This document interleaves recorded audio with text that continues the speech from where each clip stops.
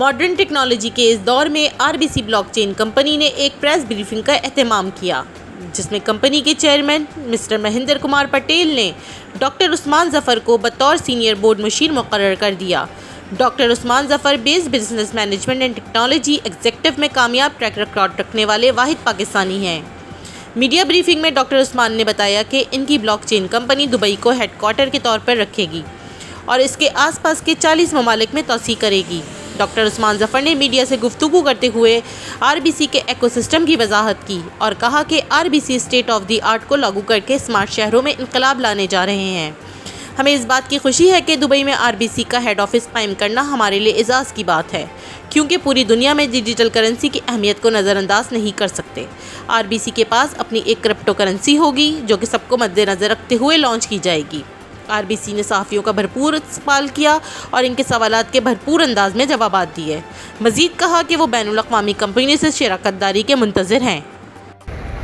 میرے مطابق کہ ڈیجیٹل اکانومی در حقیقت نالج اکانومی کی امپلیمنٹیشن اس دنیا میں کرنسی لاس کی MLM مارکیٹنگ کی ہم لوگ اس طرح کا کوئی کام نہیں کرنے والے۔ ہم جیسے ڈاکٹر صاحب نے ایکسپلین کیا کہ ہم اس کوائن کو یوٹیلیٹی کوائن کے طور پہ لے کے آئیں گے کہ کوئی بھی فائنینشیل ٹرانزیکشن ہے، چاہے آپ اوبر میں بیٹھے ہوئے ہیں، چاہے آپ اسٹوڈیو کیفے میں شیشہ پی رہے ہیں یا پھر you are doing any transaction, تو you can use basically card اور your wallet make the transaction. G thank you doctor صاحب، thanks giving us the time and doctor صاحب you already answered many questions in your wording word, so I would like to ask question here.